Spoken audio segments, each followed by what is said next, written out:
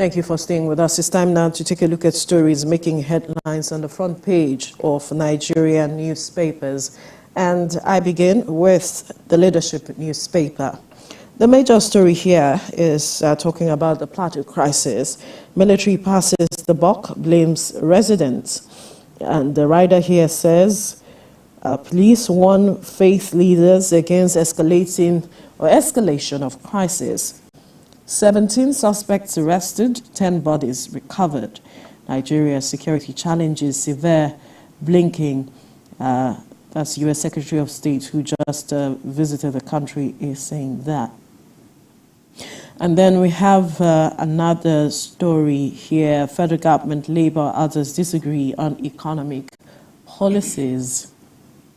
At the top corner, we see the story, exchange rate. Atiku demands explanation of $3.3 billion loan. Supreme Court affirms Fubara, Kefas, Aliu as governors. Those are some of the stories you find on the front page of the Leadership newspaper. We'll move now to the Daily Independent. And the major story here is saying ethnic cleansing ongoing in Plateau communities. State government is saying this. Police parade 17 suspects of attacks, killings, recover 10 fresh bodies, dangerous weapons. Defense headquarters cautions against spreading falsehood on troops. And another story. Federal government 2024 budget target hangs on sound fiscal monetary policies. Experts ask CBN to independently pursue inflation goals. And at the corner here, we see TCN blaming gas constraints for low power generation into grid. Nigeria-Morocco gas pipeline, federal government Morocco in talks to expedite projects. Well, Lagos considers investment in airline operations. Court remands 5 suspects over burnt Rivers Assembly. And at the top corner, Supreme Court affirms election of Rivers, Taraba, Sokoto governors. All right, some of the stories you find on the front page of the Daily Independent. We move to the front page of the Vanguard, and the story here is Plateau neighbors rejoiced while they burnt our house. A survivor is saying this, that their neighbors were rejoicing while their house was being burnt. And the writer to that story, they thought we were burnt to death in the house. Police confirm arrest of 9, the recovery of 10 corpses. We won't tolerate any further security breaches, Governor Wotfang is saying. Tension in Kirang as security men kill woman, shoot 3 others. NIO calls for restraint over killing of members. We remain neutral, committed to protecting lives, property. Defense headquarters is saying. Notes, trending videos spreading falsehood about military personnel. Speaker Abbas to meet Tinubu weeks and end to Plateau killings. All right, that's the speaker is looking to speak with the president on how to end this matter of killings in Plateau. All right, at the top corner, we see 4th mainland bridge construction begins March, says Governor Babajide Sanwo-Olu is saying that. Power generation crashes to 3,383 megawatt despite hike in tariff. Boated 3 years voyage, tourists call for probe. Why some CBN departments should be relocated to Lagos. Lamido Sanusi is speaking. Lamido Sanusi speaking there. He is a former CBN governor. And then we have the story at the down corner, the downstrip. Edo governorship poll, no quarrel between Oshomole and I, says Izeyamu. I can't be intimidated out of this race, Tribal is saying. These are some of the stories you find on the front page of the Vanguard newspaper. We move quickly now to the Punch newspaper. Tinubunomics, federal government differs as NLC says reforms killing Nigerians. Listening to IMF, World Bank has never helped Nigeria. NLC president is telling President Bola Tinubu. President determined to make life better for citizens, says the information minister. And customs seized 4 billion naira cocaine arms from South Africa. And the federal government releases funds for second Niger Bridge, Lagos-Ibadan bypass.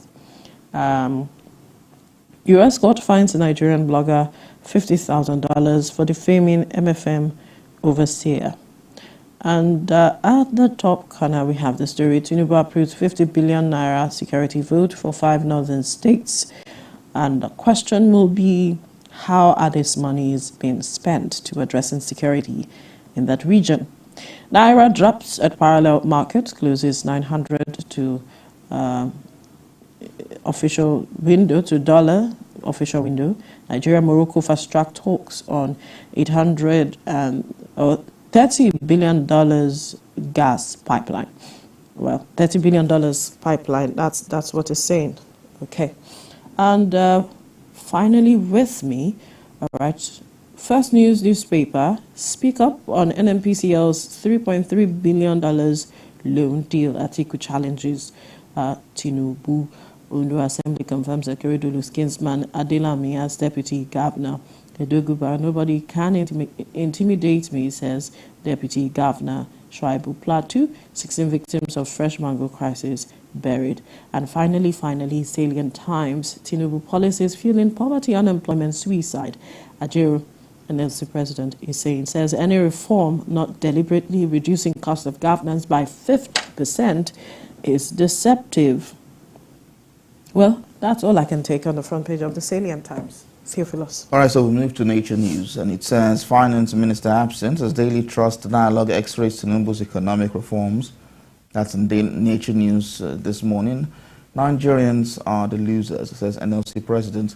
Tinubu upholds press freedom, says Malagi. Economic horizon is bright, says Dr. Akai. That's in Nature News this morning. Sanwo-Olu applauds federal government's decision to ban styrofoam packs. Kwara government declares Sanitation Day, urges citizens on monthly participation. Green Initiative NGO empowers Kwara youth on plastic upcycle. That's in Nature News this morning. So at this point, we move to this Nigeria. Insecurity. Military deploys special forces in trouble spots, says DHQ. That's in this Nigeria newspaper. The armed forces will destroy the cancer of terrorism that is ravaging our country. Troops neutralized 94 terrorists, apprehended 214 in 1 week. Supreme Court affirms election of Taraba's Sokoto Rivers governors. Ever 50% poultry farms shut down in 2023 association. 10 killed, 10 houses razed down in Plateau attacks. Police disclose. Federal government charges 5 Fubara loyalists for burning Rivers Assembly, remanded in Kuje prison. That's in this Nigeria this morning. Move to Business Day. Dangote Rabiu Adenuga gained $15.5 billion in 3 weeks.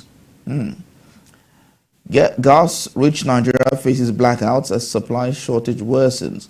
Grid stability top priority, says TCN. Nollywood leaves money on the table over lack of profit-sharing deals. That's in Business Day this morning. So we move to Blueprint newspaper. Ex-CBN Governor Sanusi, those against relocation of CBN department playing dirty politics. Mangu, we've deployed special forces to Plateau, Abuja, says DHQ. Governor Bello presents staff of office to Ohinoyi of Igbira land. Supreme Court upholds Aliyu Fubara Kefas as Sokoto Rivers Taraba governors.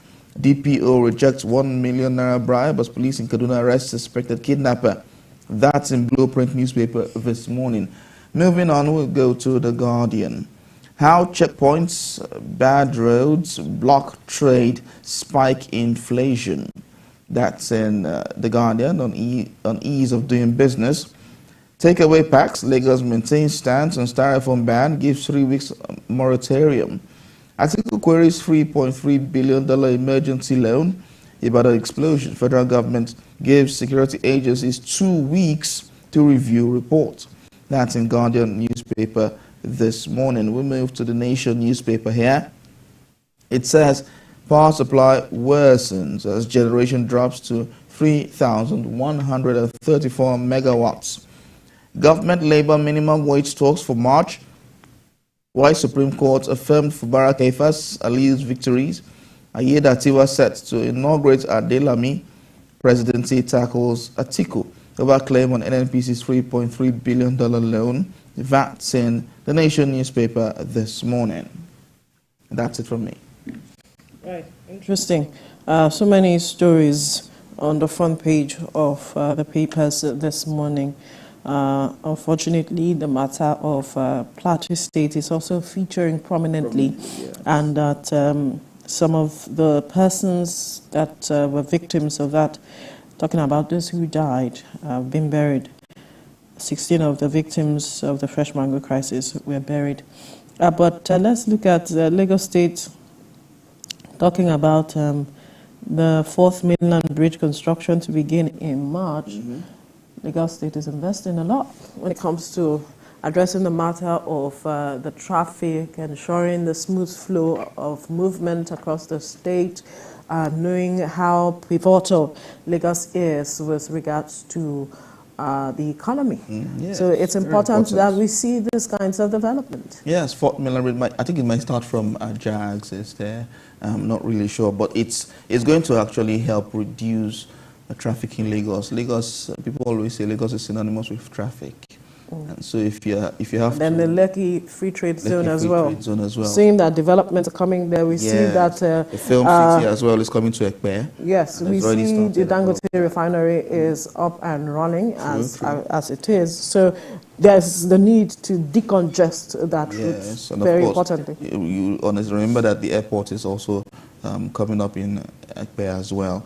So if that 4th mainland bridge is finished, a lot of people might just migrate towards that axis and start living there, so you can easily move from Ekpe down to wherever you work and do business and all of that, which would decongest Lagos mainland and Lagos Island from these traffic situations. Remember, if you have to go somewhere in Lagos now, you have to go like 2 hours ahead or 3 hours ahead. No, it depends. You have to calculate the time. Just know that you have to calculate your time so that maps and you get. Sometimes the map deceives you, right? Because it will show you, oh, the road is clear, but then you get there and then you are meeting traffic. No, if you're familiar with the map, you understand that it is not sacrosanct. You know, once you see you're going orange, to, for instance, green, orange, green, red, you should understand. Right. Sometimes you can be on your way following the map and the same route it tells you it's orange or it's red. And the map has actually got to a point where it gives you updates. Okay, there are the other routes to take. If you want the other routes, click here. And sometimes it takes you somewhere you do not understand. I don't know what to use regular language. But it's good. It takes you through some streets that you're like, oh my, where did this get? But it is good to see this kinds of development. We've talked about the red line, the blue line, and all the lines that the Lagos State government is also working on, just as a way to make transportation easy. There's the water transportation as well. Easy for those residents, Lagos residents, so to speak. So it's a good one. We believe that this will attract as much investment as possible. So security is another aspect that I do not want to touch on now because that's not the focus. We're looking at transportation. But we believe that as much as these developments are springing up here and there, the government will also be looking at improving more on security as it is, because so much has been invested in all of this that the government is putting in place. All right, we will take a break now. When we return, we'll be having our first conversation. Stay with us.